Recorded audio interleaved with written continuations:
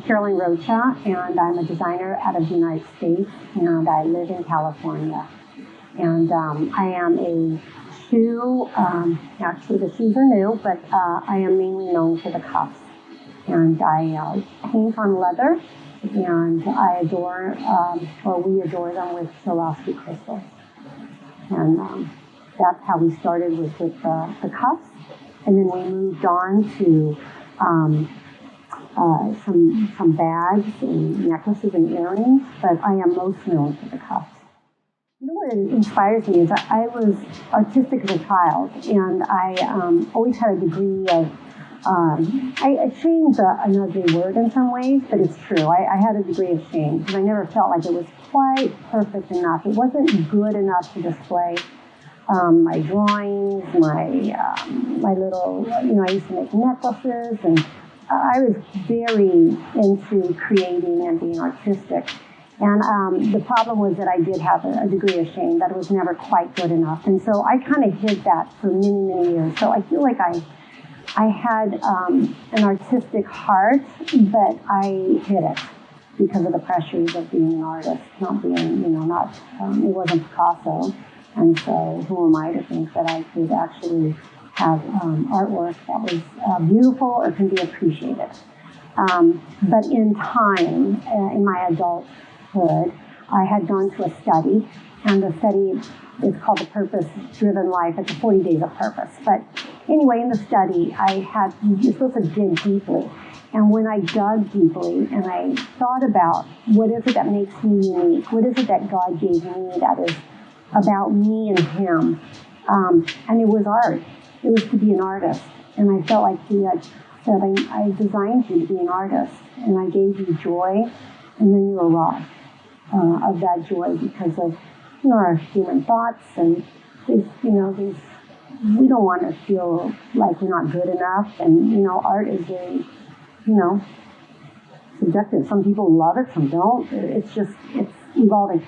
So for the first time in my life, I realized I didn't have to be good for everybody.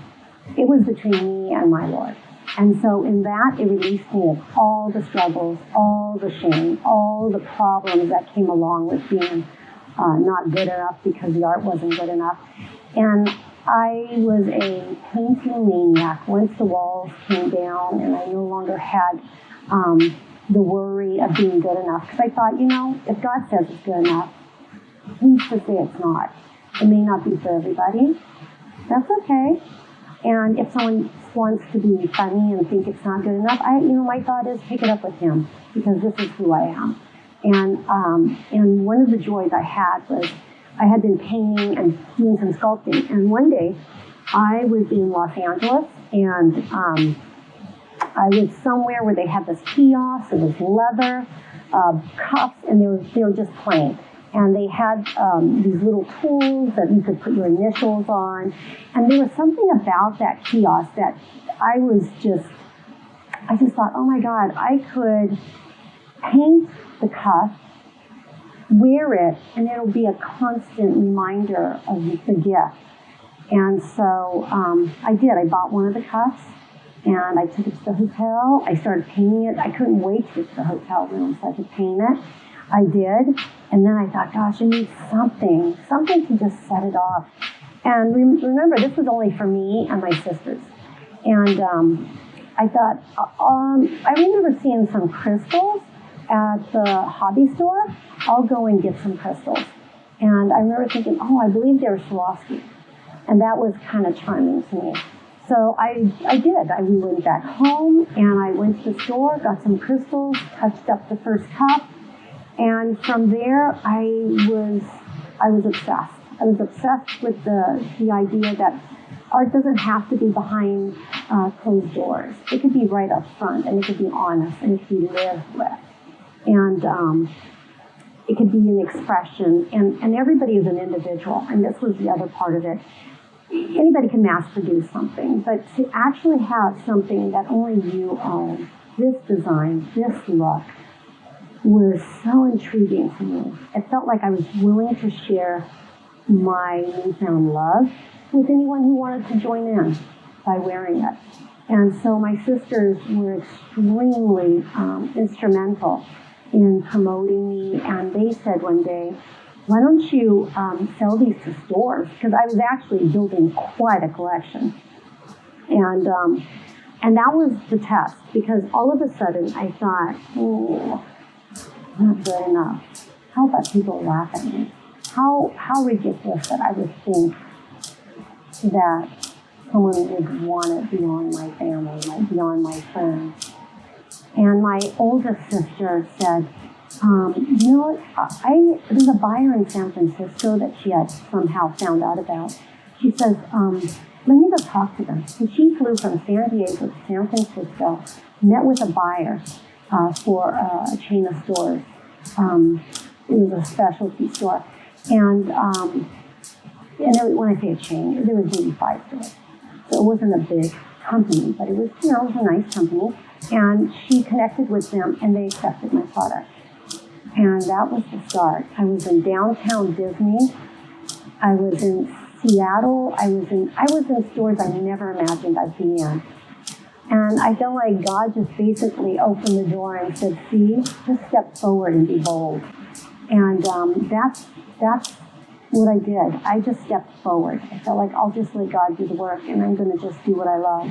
And my sister Judy was the one that got the first stores, and then my sister Debbie was a strong component behind me to help me see that it could be done. And then she started selling for me. And I mean, I can go on and on, but I think I gave you a good bite of my love. And so let me just show quickly a little detail. So you'll notice, I said everybody deserves an art piece of their own, if they love art, if this is appealing to them. And so I paint every single one. And I treat them like I did my paintings. I signed them. The snaps, I had my logo put on, which is my name. And I carry two logos. One CMR, which is my Caroline Rocha. My maiden name was Medeiros. So I include my parents, my family beyond my husband's family, and so CMR is the Caroline Rocha. And but these snaps, these are my most proud products, and they carry my name, Caroline Rocha. And that's what we do. And then I came to India. So here we are. Came to India to show my products. I had been invited to by the leather, what's the official council of India. And in doing that, I was kind of mystified. What will I do there? I guess I'll show my products, see what goes on from that. And I was able to meet some incredible designers from all over the world. We met, we talked. I loved the energy. I loved the sincerity. I loved the fact that we were all in the same boat together, expressing it differently and doing our own thing. And so one day, one of the designers, in fact, one of the Indian designers came to me and said, how come you don't put these in a shoe? How come you don't design something so that it could be worn? And she's a shoemaker, Swati Modo. And I remember thinking, I had thought about that a long time ago. I just didn't know how to execute such a thing.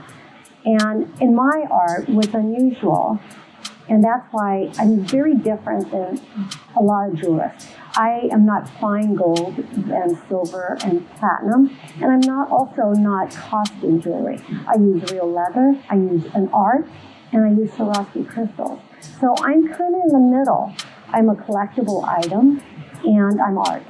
And so I thought, oh my gosh, that would be cool, but how would I relate one pair of shoe to another? Because they're all original pieces. I don't do identical work ever. I get asked to do identical work because I might have a customer that says, I want one just like Mrs. Rowland over there. It has to be like that. And I always say no, because I robbed her of having her own authentic original art piece. And so I would make something that had a feeling, that was similar and that she could enjoy and know that was personal to her. So in doing that, I thought, okay, so 2 shoes. Okay, so we did. We executed a pair of shoes that this one is not identical to this one, but they're married. and they belong to each other. And I'm in love with that concept. I'm in love with the idea that we don't have to have identical portions in our lives to make something make sense. You know, whether it be, well, I think shoes is perfect. You know, you have a yellow shoe, and they're identical. In this regard, we have flats, but they don't have to be identical from this to this one, but they're married. So it makes it interesting to me, and I'm very proud of that idea, because who wants to be a regular person when you can do something more original than that? And so Swati was able to give me some direction, and she was my quality control girl. And I told her I wanted to start with something very basic, very simple, because I didn't know how my audience back home in the United States would take it. I didn't know, you know, what are they going to think? And maybe they like it, maybe they don't. It's different than a cuff, it's different than a necklace and earrings. And so we did the first run. It was a limited edition, and that's the other part I like. I love limited editions. I love the idea that it's limited, and I decided if I ever make more shoes, every time I make a pair of shoes, I'll never repeat what I did before. It'll be a different look, a different style, and so I'm going to call them first edition, second edition, third edition, and so on and so forth, providing I continue on with the shoes. And so there it is. And it's been a positive venture. They're good quality. They're made in India. Why not? The rest of my products are all made in the USA. What's wrong with going to India and doing something interesting with their craftsmanship? So I always say there's room for everybody. It's collaborating with other cultures and other people is like the perfect recipe. You know, you could have fine meat and you could have salt and pepper, and pretty soon you start adding herbs that are not familiar to your palate, and all of a sudden you have a masterpiece. You have something you would have never thought of by including other people into the mix. And so there it is. That's what I've done. That's how it's worked for me. And I don't have an education in art. I'm just an artist. And so I'm very organic in how I do it. You know, I do have celebrities that wear the cuffs. But I have to say, I love every person that actually wears a cuff. I have joy seeing a stranger wearing a cuff. I've been in a situation where I've been somewhere and I've looked across the room and thought, ooh, that's my cuff. I know it's my cuff. They're like my kids. I've made tens of thousands, to be quite honest. I never repeat anything. I might have a similar feel in some of them, but I know my kid when I see it. And so sometimes I'll see a cuff and I think, I know that's my cuff. And I am the original creator of this concept, of this idea of painting and adorning Swarovskis. And while I might have people who now are creating them after me, I still know the ones that are mine. And it's thrilling. And I love seeing the everyday gal who wants a flare, who wants a statement piece, who maybe would ordinarily wear crystals that are so sparkly, but she would wear it if it was in leather and it's painted. Because if you look at leather, it's a very basic product. Yet crystals are very flashy. And painting, you know, where does that go? Well, you combine it, and it's actually, it's actually very interesting. It's a rustic with a refined, with an artsy flair. I think it's a great combination. How far has your marketing been, like, as a designer? How important do you think is it to have celebrities, endorsing your brand and then people accept, or was it the other way around? You know, I don't have celebrities endorsing my brand. I just happen to have some celebrities who wear the cuff. And I don't know if that helped me so much as the fact that I almost honestly, it sounds so strange, I feel like people can feel the love. I don't do this because I have to, I do this because I love it. There's other things I could do. You know, a lot of other things I could do. And I don't know if a celebrity has that big an effect on my marketing, to be quite honest. I don't believe they do, because one, I don't demand pictures. Two, it's kind of fun when you discover someone's wearing your cup and it shows up on TV. I'm joyful that anybody can have this who has a desire for it. It's not meant for everybody, I can tell you that. And if it were, it wouldn't be interesting.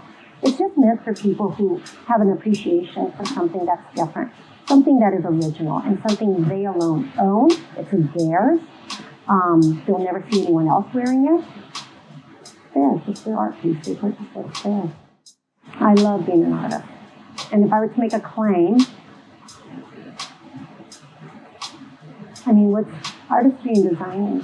I don't know if they're different, but I would like to be an artist, known as an artist who happens to design products. Do that. Yeah, you know, it's funny because I didn't think of that. I was in my 40s, and when this really started becoming part of my thing, I was a stay-home mom. I took care of my kids. I loved it. I ran around with them. I was super social. And then this came along, and I just dove into it head first because I loved making them. And I had a newspaper article that was going to be written about me. And the person asked if they could call someone besides me for the interview just to ask them questions. I thought, oh, that's really interesting, sure. And I gave them one of my sister's phone numbers because I thought, ask her, because she's been on this journey from the beginning. And I call my sisters the founders, in fact, because I feel like they are the ones that brought forward this with me. And so he did. And when I talked to my sister, I wanted to ask her, one of the questions he asked was, why would she start a business at 47 years old? And it never occurred to me. And it actually made me smile. So I thought, yeah, that makes a lot of sense. But the truth of the matter was, I squandered the gift for so many years, and I hid it under a rock. And it wasn't until I pulled it out from under the rock and started to really use it. And I had to be in my 40s, apparently, because I didn't have the knowledge, the wisdom, the insight early on to recognize it earlier. Can you imagine how, I think about this, I would be so much far more advanced in my skill, but it's okay. Timing is good. It's all right. Oh, you know, that's an interesting aspect. Sometimes I'll see some young designers, in their 20s even, and I think, wow, you're starting so early. I mean, you could put a lot of miles starting early. But I have to say, this is not an easy business. This is something where you are torn down because maybe you didn't make any sales at a show. You know, I remember when I first started, you know, it's not like, bam, you've made it and you're doing good. It's not like that at all. And I almost feel like it's the best thing to happen to someone is to not be doing real well at the beginning, because it's the tough ones, the determined ones that do better. The ones that are in it that want a fast return, you know, that's not real life. That's not quality life. I think to work at something and to be determined, to keep stepping forward is really rich. It's very rich. And so my words to the young people is, if you really desire this, and you really want to be a designer, and you can work hard, your product has to be better every year. You can't start and finish in the same spot. You have to be better every year. And my biggest thing is, put that boat in the water. Don't have it on docked and sitting there and you're pondering, when will I start? How will I do it? Just put the boat in the water. Let it go somewhere, even if it's in the wrong direction. Because in time, just the fact that it's in the water, it will start to change direction. And pretty soon you think, oh, you know what? I think I went over there, spent a lot of time there, and it wasn't, you know, it didn't benefit me in profit. It definitely benefited me in an education. One, I won't go there anymore. Two, I learned a few things, because there's always people at different portions of where you go in life. And it's an education. And I learned from different people. If you're willing to accept that, and you're patient, and you have support, and when I say support, it's to gather people around you who are positive and say, you know what, this is a good product. Just do it. Just keep doing it. And they fan you. And pretty soon you're like, you know, I'm going to keep going. I'm going to keep going. And I think it pays itself. I think time, hard work, dedication, sacrifice pays up later. And so I think it's from a young person, I say if you really mean it, don't give up quickly. People who really mean it, don't give up quickly because it's their essence. Oh gosh, this is one interesting thing. So in the United States, my biggest seller are my black and silver gold cups. They're very basic. We call them our meat and potatoes. In fact, I didn't even bring one to this interview because I thought, I'm in India. I'm going to be colorful here. But that's my meat and potatoes. And people love color no matter where you are probably in the world. But in the United States, black and silver is elegant. It processes very easily with clothing and style, and it's not, overly pink or whatever. But in India, they like color. And I love that portion of India. I love the colorful palettes. I love the fact that the women, no matter how old they are, how young they are, they're brightly colored in their saris and the different aspect scarves and all of these brilliant colors here in this country.